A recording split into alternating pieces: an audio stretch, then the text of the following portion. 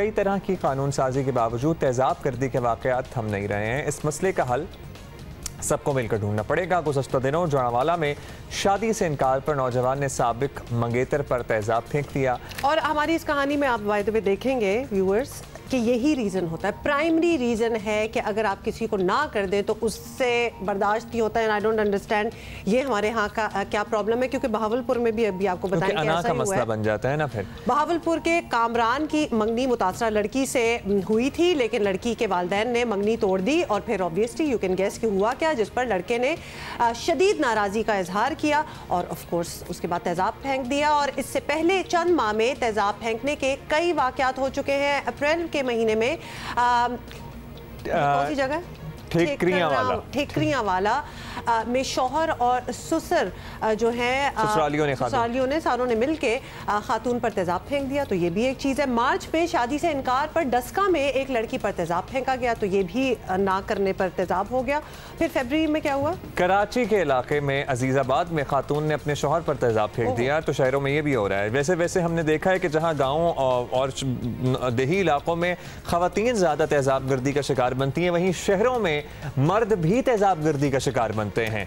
और इसी महीने में पंजाब के थाना मंसूराबाद की हदूद में खातून पर ससुरालियों ने तेज़ाब फेंका। जनवरी में एक होम्योपैथिक डॉक्टर पर नामालूम अफराद ने लाहौर में तेज़ाब फेंक दिया।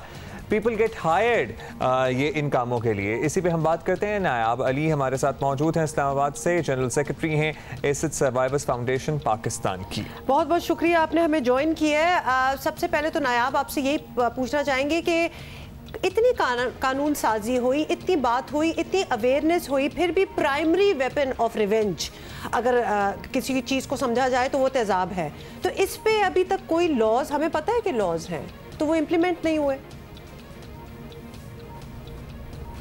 जी बिल्कुल आप सही कह रही हैं। जो 2011 में कानून साजी हुई एसिड और क्राइम के ख़िलाफ़, उस पे काफ़ी हद तक इम्प्लीमेंटेशन हुई, जिसका जो पॉजिटिव इम्पैक्ट ये आया कि जो है वो कुछ हद तक जो है वो तेज़ाब गर्दी के वाक़यात में कमी हुई कि FIR दर्ज होने लगी 336A और 336B के तहत, और उसकी जो है वो 14 साल इम्प्रिजमेंट और 10 लाख जो है वो जुर्माना जो है वो होने लग गया। लेकिन पिछले साल जो है वो 2017 में मारवी मेमन साहिबा ने एक बिल पेश किया था, acid and burn crime act, जो कि नेशनल असम्बली ने तो उसको पास कर दिया था, लेकिन सेनेट में वो बिल पास ना हो सका और वो बिल जो है वो लैप्स हो गया, जो कि रिहैबिलिटेशन पे बात करता था।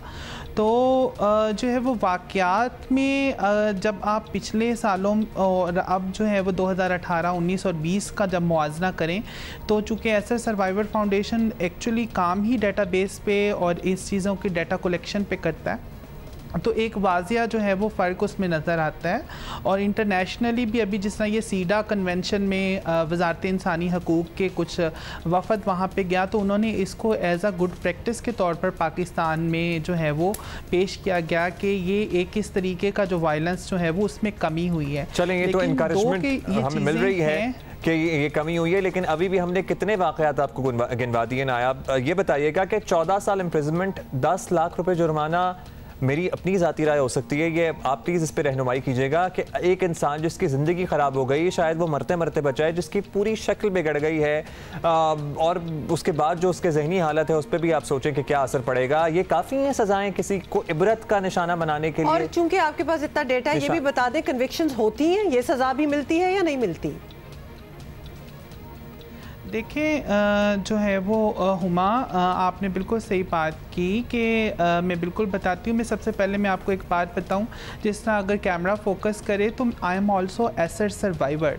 मेरे ऊपर जो चीज़ गुजरी है कि वो एक इस तरह की चीज़ है जो मुझे उसके साथ सारी ज़िंदगी जीना है। जब भी मैं शीशे के सामने खड़ी होती हूँ तो मुझे ये अपनी गर्दन के और अपने जो है वो मेरे जिस्म के ऊपर जो स्कार्स हैं वो मुझे नज़र आते हैं, और ये इतनी तकलीफ़ है एक जिस्मानी तकलीफ़ की बजाय वो जो मैंने बर्दाश्त कर ली वो मेरी जहन पे आज तक भी नक्श है। और ये बिल्कुल जो है वो इसका अजाला करना जो है वो मुमकिन नहीं है, और ये किसी भी जो है वो एसिड सर्वाइवर के लिए ये बहुत मुश्किल है। आप यकीन माने कि जब भी आज भी वो चीज़ सुबह के टाइम जब भी उठ के हमने दफ्तर जाना होता है तो वो अभी भी चीज़ मेरी नज़रों के सामने आ जाती है, और वही दर्द और वही जो अजियत जो है वो दोबारा ताज़ा हो जाती है। और जब आप कन्विक्शन की बात करें तो जो है वो ये एक non compoundable non bailable offence है। तो बहुत हद तक देखें जहाँ पे तो अब इसमें बहुत से सिस्टम्स हैं कि उसमें इन्वेस्टिगेशन किस तरीके से हो रही है, जो लॉ इन्फोर्समेंट एजेंसीज उसको किस तरीके से अप्लाई कर रही हैं, तो ये फिनोमेना जो है वो काफ़ी जो है वो होता है। अच्छा, लेकिन ये बता दीजिएगा नायब साहबा कि नेशनल असेंबली में बताया गया है वज़ारत इंसानी हकूक़ की तरफ से कि 50% तक कमी आई है इन वाक़यात में। आप इस डेटा से मुत्तफ़िक हैं? ये डेटा जो वज़ारत इंसानी हकूक़ ने लिया है ये बिल्कुल ये एसिड सर्वाइवर फाउंडेशन की रिपोर्ट से लिया गया है, और उन्होंने बाकायदा उसको कोट किया है, और वो हमारी ऑर्गेनाइजेशन ने ही ये डेटा दिया है। बिल्कुल हम इससे मुत्तफ़िक हैं कि आप नंबर्स दें तो इसमें वाकई कमी आई है। ये ख़वातीन के ख़िलाफ़ जो एसिड वायलेंस है उसमें कमी आई है, लेकिन उसमें मर्दों और ख्वाजा सराओं के साथ जो है वो एसिड की जो वाक़यात हैं उसमें ज़रा थोड़ी सी ज़्यादती आ गई है। तो this is the accurate data. Thank you नायब साहब। नायब अली, बहुत बहुत शुक्रिया। और ख़ास तौर पे ऐसी ऑर्गेनाइजेशंस में वो लोग जब काम कर रहे होते हैं who have gone through it, तो डेफिनेटली फिर उनके काम करने की उनकी कन्विक्शन ये जो होती बहुत है अलार्मिंग बात है कि ख़वातीन के साथ तो इस किस्म के वाक़यात में कमी आई है, लेकिन on the contrary Khwaja Sarao और मर्दों को एसिड अटैक्स का निशाना बनाने की जो तादाद है उसमें इजाफा हुआ है। अच्छा, दूसरी बात यह है कि एसिड सेल इसके बेचने पे भी कानून साजी हुई है, तो लिहाजा हर जगह ये बिक भी नहीं सकता, लेकिन उस पर भी इम्प्लीमेंटेशन, ऑल प्रॉब्लम्स, मेरा ख्याल है root cause of a lot of issues in Pakistan is the implementation of laws. कि लॉ तो बना दें, तालियां बज गई, बहुत अच्छा है, एवरीथिंग इज गुड, लेकिन फिर जाके उसको इम्प्लीमेंट करना, बिक रहे हैं, एसिड भी बिक रहा है, लोग खरीद रहे हैं और सब कुछ आगे